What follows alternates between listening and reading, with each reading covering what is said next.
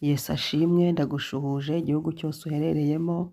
Shalomu mu bugingo bwawe, shalomu mu mutima wawe, shalomu ahantu hose uri, shalomu shalomu. Yesu ashimwe, umwami ni mwiza, umwami ni muzima. Uyu munsi ndagira ngo dusenge amasengesho yo kwivumura. Ubwire Imana ngo ikuvumure. Ushobora kuba uzi ko ufite umuvumo, hari igihe umuntu aba abizi, hari n'igihe uba utabizi ukaba ugendana umuvumo ariko utabizi. Rero ni umwanya mwiza wo gusenga amasengesho ukivumura. Nta kindi kituvumura, ni amaraso ya Yesu Kristo. Turahagarara mu Bagalatiya igice cya 3 umurongo wa 13 kugeza ku wa 14. Ariko mbere y'uko dusoma iri jambo, ndagira ngo turebere hamwe ubwoko bw'imivumo bubaho, kugira ngo nuza no gusenga umenye ibyo wisengera. Buri muvumo nawe wisuzumye ukireba, hari ibyo uri bubone uvuga ati iki kintu koko wasanga ari umuvumo, ugisengere. Iyo umuvumo uhari, umugisha aba ari nawe. Nurangiza iyo umuntu amaze kuvumurwa, watura umugisha. Numara gusenga amasengesho ni ukwihana, ugasenga amasengesho yo kwivumuza ukoresha amaraso ya Yesu Kristo, warangiza ukatura umugisha. Turihana ibyaha, nitumara kwihana turasenga twivumura.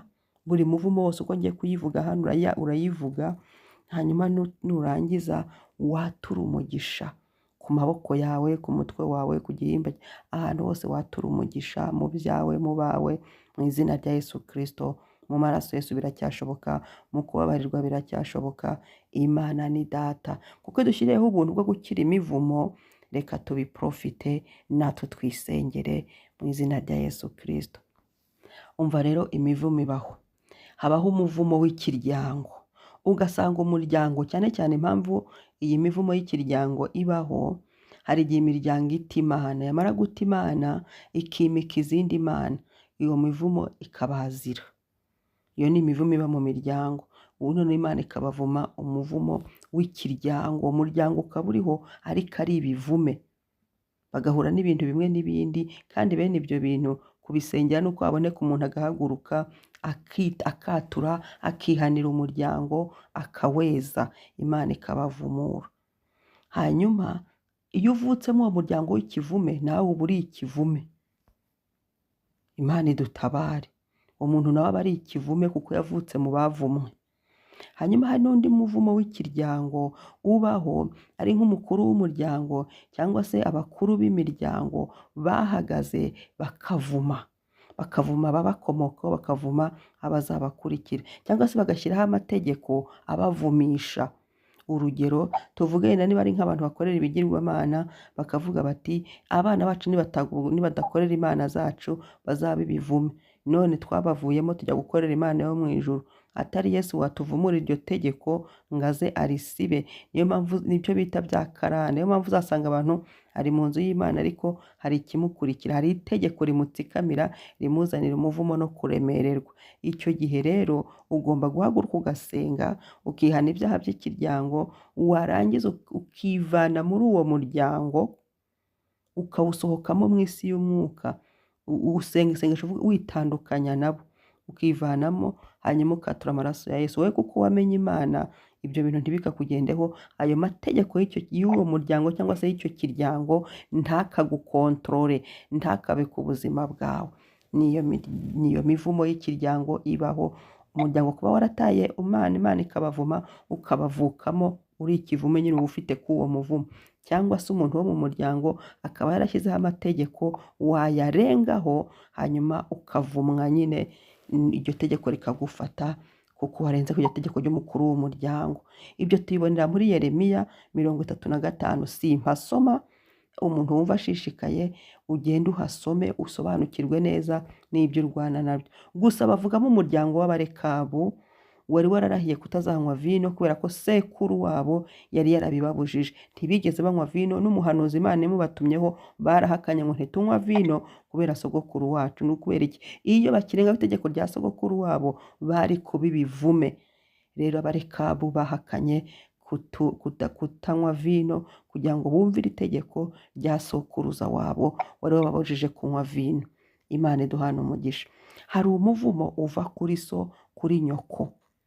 uyu muvumo ise hari igihe abapapa bahagarara bakavuma abana, abagore cyangwa se abamama bahagarara bakavuma abana babo. Iyo mivumo kandi irafata kubera ko mama cyangwa papa bafite umumaro munini mu buzima bwacu. Bafite ndabigusubiriramo, bafite ibyo bashinzwe mu buzima bwacu.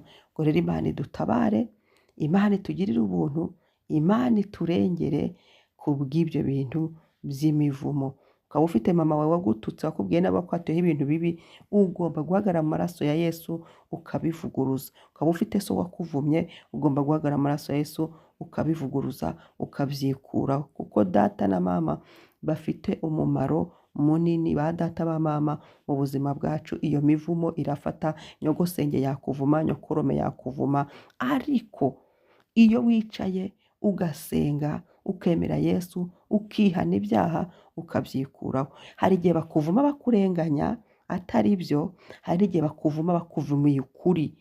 Niba ari ukuri, genda ubasabe imbabazi, uce bugufi ubasabe imbabazi, bakubabarire kandi bakwatureho amagambo avuguruza ayo bakwatuyeho bwa mbere. Ayo mabi bakayavuguruza. Iyo ugiriye ubuntu bakaba bakiriho, aba ari byiza cyane. Hari umuvumo, urakurikiye? Urahari? Hari umuvumo uva kuri pasiteri wawe. Pasiteri ashaka kukuvuma, pasiteri wawe ugushumbye ashobora kukuvuma. Ibi ndabona no kubwira ba bandi bagenda bakirunda umuriro ku bakozi b'Imana, ejo batakumvikana kubera kuba waramuhaye otorite ndende ku buzima bwawe, akakuvuma. Biremera kuko haba hari uburenganzira nyine wamuhaye kuri wowe, harakuvuma bikemera bigakunda, ukajya ugendana uwo muvumo. Icyo gihe rero umuvumo wa pasiteri, Imana yo mu ijuru, iyo usenze byaba ari ukuri, kuko ari igihe ndashaka kukubangamira mutumvikanye, si ngombwa ngo akuvume. Kandi ndibutsa abakozi b'Imana ko Imana itaturemeye kuvuma, ahubwo Imana yadushyiriyeho guhesha abantu umugisha. Bibiliya iravuga ngo twebwe turi abahesha b'umugisha. Imana iduhana umugisha. Hano ho hari umuvumo uva ku Mana. Uyu muvumo uva ku Mana wo niyo wakora iki? Uretse Imana yonyine ugukuraho, nta wundi wawugukuraho. Umuvumo uva ku Mana. Uyu muvumo uva ku Mana uba wahemukiye Imana, uba wababaje Imana, Imana ikakuvuma, ukaba ikivume, ukaba ikivume. Ndabaha uruhe rugero ngo mubyumve neza. Wababaje Imana, nibyo koko abantu bakora ibyaha, nibyo koko twatangiwe Yesu umwami n'umukiza, ariko ndakumenyesha ko Imana ijya ivuma nk'ahantu h'ubutaka ikabuvuma. Wibuke Yesu hari ahantu yigeze kunyura, ngahasanga igiti, ngo agishakamo imbuto arakibura, ngarakivuma. Imana ishobora kuvuma ahantu runaka, Imana ishobora kuvuma abantu runaka, bitewe n'impamvu imwe n'iyindi. Uwo muvumo uva ku Mana nawo ubaho, kandi uyu muvumo uva ku Mana nta muntu ugusengera ngo byemere, kireka wowe nyir'ubwite. Iyo umaze kumenya koko uwo muvumo uva ku Mana, ukagenda ukajya kubaza Imana impamvu yabyo, wagirirwa ubuntu ikabigusobanurira, ikakuvumura, ikagukuraho icyo kintu. Imana yakuvumye, nta mwana w'umuntu wagukuraho ibyo bintu. Imivumo y'ababyeyi wasengerwa, wakorerwa deliverance, wagira gute, wakwihana, ariko ku Mana nyine bikemukira ku Mana. Umuvumo, hari n'undi muvumo uva ku wo mwubakanye. Uwo mwubakanye ashobora kukuvuma, nabyo bikemera. Ni ngombwa gukora attention ku magambo twatura ku abo twubakanye, ku byo tubwira abo twubakanye. Niba bari mu ntonganya, yaba ari mu ki, hari ahantu ugomba kugarukira kugira ngo ntubavume. Cyane cyane umuvumo ugufata ryari? Iyo icyaha kigufata, iyo uwo muntu akuvumye ibintu koko n'icyo kintu wamukoreye ari cyo, uwo muvumo uragufata muri rusange. Rero uwo mwubakanye nawe ashobora kukuvuma bikemera, umuntu akajya agendana uwo muvumo. Hari umuvumo uva mu byo twatura. Wowe ubwawe ukatura amagambo mabi wivuma, ugasanga warivumye. Ni wowe nubwo ufite umuvumo, ariko uwo muvumo uva kuri wowe, ni wowe nyirabayazana. Uwo muvumo nawo ubaho, hari igihe uba ubizi cyangwa se utabizi. Imana idutabare. Imigani 12:14 cyangwa se Imigani 13:2 ntabwo mpasoma ikinge ndagendeye kugira ngo dusenge. Wowe niba ushaka kumenya ibi by'imivumo wicara usome ibi byanditswe ndi kugenda ntanga. Imigani 12:14 bavuga ku mbaraga z'ururimi. Imbaraga z'ururimi, ururimi rurakaze, ururimi ni ikintu Imana yaduhaye gikomeye. Cyangwa se Imigani 18:20, Kubara 14 umurongo wa 1 kujya ku 26. Aho hose tugenda tuhasanga ibijyanye n'amagambo y'inturumbutsi cyangwa se ibyo tuvuga giturumbuko tutatekereje. Imana idutabare, itubabarire ibyo twivumishije natwe ubwacu, rimwe na rimwe akaba aritwe turi kwizengurukaho kubera ibyo twivumishije. Imana iturengere. Hari undi muvumo uturuka ku marira, amarira y'imfubyi, amarira y'abapfakazi.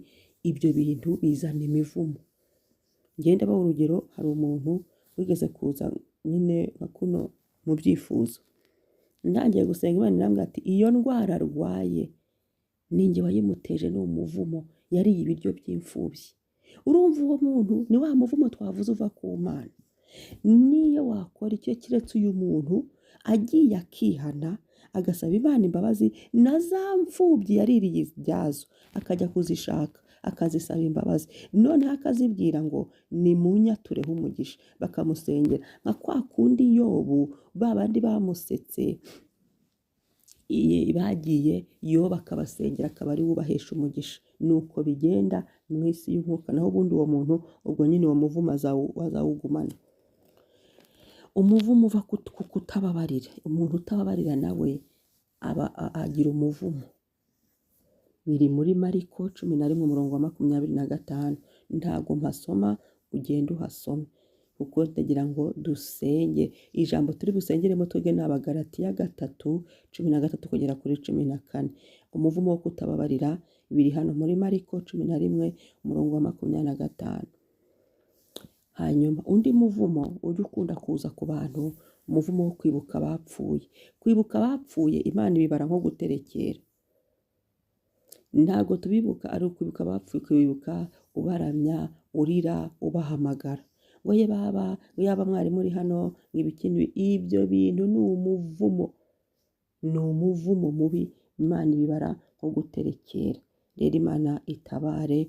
Niba wajyaga urira uhamagara abawe bapfuye, menya ngo nawe ufite umuvumo. Hanyuma ushobora kwibuka ab'iwanyu bapfuye. Niba wari imfubyi ugashimira Imana yakureze, ugashimira Imana yahabaye, ariko ntujye kuri guhamagara abapfuye b'iwanyu, usanga ugiye kubasingiza, ugiye kubagira, usanga ugiye ego n'ibirefu. Oya, ubibuka ushimira, ushaka kubyibuka, kwibuka Imana yagukuye ibibazo wanyuzemo, ibiki n'ibiki, ariko ugashima Imana. Ntabwo bibuka ubahamagara ujya kubaramya, ujya kubasingiza, biragatsindwe n'Uhoraho. Hanyuma hari undi muvumo uturuka ku mpano wasigiwe. Tuvuge yenda niba ari ikintu bakoreshaga mu bigirwamana bakakigusigira, niba ari ikintu bakuye mu bapfumu bakakigusigira, icyo nacyo ni umuvumo, ubuvumwe. Iyo mpano, iyo atari impano nzima iriho andi mategeko, nabyo bizana umuvumo. Hari umuvumo ujyana n'indahiro, cyane cyane ibintu bikunda gukora ku mpeta. Impeta, iyo mivumo ibaho ijyana n'indahiro. Imana yo mu ijuru idutabare. Imana yo mu ijuru itugirire neza, idukureho buri muvumo wose mu izina rya Yesu Kristo. Iyo ngeze kuri uyu muvumo ujyana n'indahiro cyangwa se urugero nk'impeta, ni uko tuvuge havutse ugatandukana n'uwo mwari muri kumwe, isezerano iyo mpeta ujye uyikuramo, cyangwa se iryo sezerano ryo umusubize ibye, cyangwa se urisese urikureho kugira ngo bitakugendaho bikazagenda no kwabo ubyaye. Ngaho bibaze nyine umuryango wabyawe n'umuntu wavumwe n'Imana, ibaze gushakana n'abo bantu bavumwe. Ni ikibazo. Imana idutabare, Imana itugirire neza. Hari umuvumo wundi ujya uza ku bantu bakuyemo amada. Tuvuge yenda uwo mwana yari kuzavamo pasiteri, none umukuyemo. Imana irabavuma.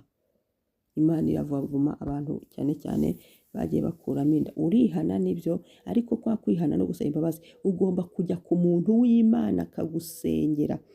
Ni ukuri icyo kintu narakibonye, mujye mushaka kwa kundi Bibiliya iravuga muri Yakobo ngo mwaturirane ibyaha byanyu kugira ngo dukizwe.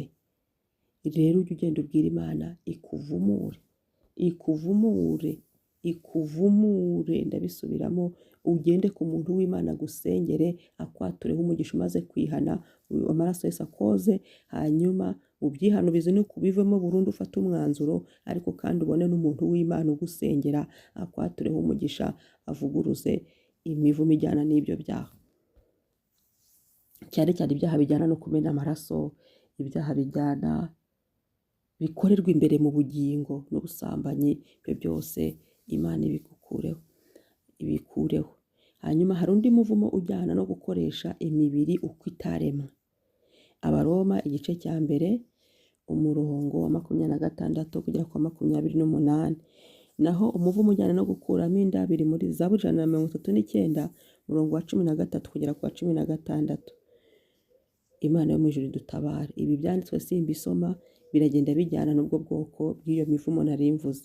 Hanyuma kugendana n'abantu bavumwe nabyo bizana umuvumo, ugasanga ufashe umuvumo w'umuntu, ajya babyita ngo iki, ni umuvumo niba nabyita w'umwandurano, bakayikwanduza nyine. Imigani 3 umurongo wa 33. Imana itugirire ubuntu, Imana idutabare. Ngibyo iby'imivumo. Ubwo rero ukaba hari ikintu wibonaho, ushobora gusanga ufite umuvumo w'ikiryango, umuvumo wo kwa so na nyoko, umuvumo wa pasiteri wawe se, umuvumo uva ku Mana, umuvumo uva ku wo mwubakanye, umuvumo uva kuri wowe ubwawe ibyo wiyatuyeho, umuvumo uva ku marira y'imfubyi cyangwa y'abapfakazi. Kubera ko ibi bintu bibaho, ni uko Bibiliya iravuga ngo Imana niyo se w'imfubyi kandi niyo mugabo w'abapfakazi. Iyo uzikozeho rero zikarira, amarira yazo ntabwo Imana yihanganira, irakuvuma. Umuvumo kujyana no kutababarira, kwibuka abapfuye, impano wasigiwe niba warigeze wibuka umeze nk'uterekera, ibyo ni umuvumo. Indahiro warahiye, gukuramo inda, gukoresha imibiri uko itagenewe, kugendana n'abavumwe. Imana yo mu ijuru rero itabare. Ibyanditswe hari Maraki 3:24, bavuga ngo uwo ni we uzasanganya imitima y'abana n'iy'abase, kugira ngo hatazaza kurimbuza isi umuvumo. Urumva ko isi ishobora no kurimbuka izize umuvumo.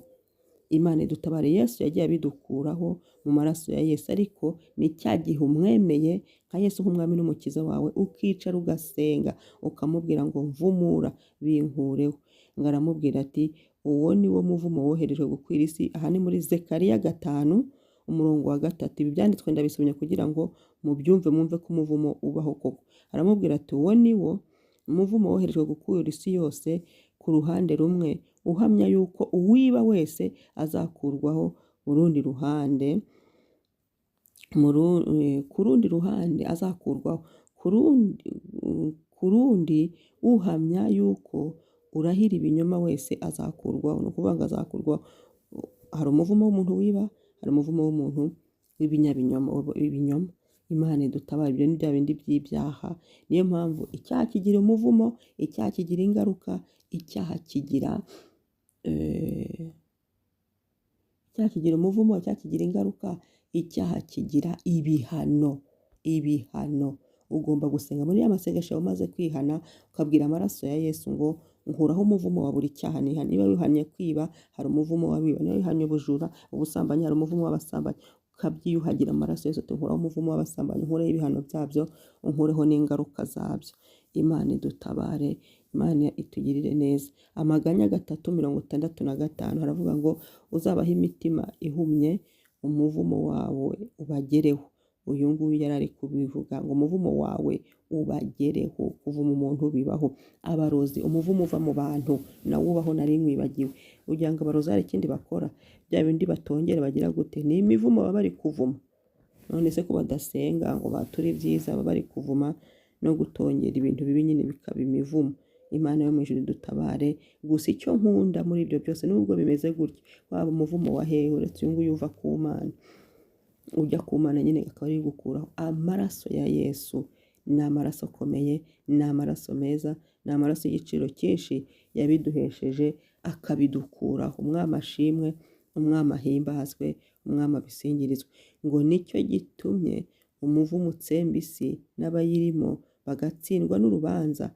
Nicyo gitumye abaturage b'isi batwikwa hagasigara bake. Ibi biri muri Yesaya 24 umurongo wa 6. Nicyo gitumye umuvumo utsemba isi n'abayirimo bagatsindwa n'urubanza. Nicyo gitumye abaturage b'isi batwikwa hagasigara bake. Uri kubyumva ko umuvumo utuma abantu banagabanuka? Imana idutabare. Ni byiza ko dusengera imiryango yacu mu maraso ya Yesu tukayivumura. Ujye wihana ibyaha by'umuryango, wihanire ab'umuryango, wihane ibyaha by'urugo rwawe, ukuzeho imivumo y'ibyo byaha byose, yaba umuvumo uwo ari wo wose n'uwo bizaniye ari bo ba nyirabayazane, uwuhagize amaraso ya Yesu Kristo. Hanyuma nurangiza, iyo turangije twatura umugisha. Amen. Kuko Imana ni Imana itanga umugisha. Umva mu Migani 3:33 ukuntu bavuga ngo umuvumo w'Uwiteka uhora mu rugo rw'umunyabyaha, ariko ubuturo bw'umukiranutsi abuha umugisha. Haleluya. Ni ukuvuga ngo umuvumo w'Uwiteka uhora mu rugo rw'umunyabyaha, ariko ubuturo bw'umukiranutsi abuha umugisha. Nshatse nanarekeraho, ndumva mwabashije gusobanukirwa. Amen. Reka rero urisengera, nanjye nisengere. Imana iduhana umugisha. Wibuke kwatura umugisha. Kwatura umugisha turahagarara hano. Iri jambo turi busengeremo riri muri, umuntu wese arisengera mu Bagalatiya. Naryo ndisome. Abagalatiya 3 igice cya 13 kugera kwa 14. Haravuga ngo haleluya. Umva mfashijwe. Ngo Kristo yaducunguriye kugira ngo dukizwe umuvumo w'amategeko, ahindutse ikivume ku bwacu, kuko byanditswe ngo havumwe umuntu wese umanitswe ku giti, kugira ngo umugisha wa Aburahamu ugere no ku banyamahanga bawuheshejwe na Yesu Kristo. Kwizera kubone ko kuduhesha wa mwuka twasezeranijwe. Kandi muzi ko umwuka w'Imana niwe usohoza iby'Imana yemeje mu ijuru kuri twe. Kugira ngo rero ubashe gukora muri twe, nuko tuba twiyuhagije amaraso ya Yesu Kristo. Twemera Yesu waducunguye tugakizwa. Ngo Kristo yaducunguriye kugira ngo dukizwe umuvumo. Mu byo Yesu adukiza rero, amaraso Yesu adukuraho n'umuvumo.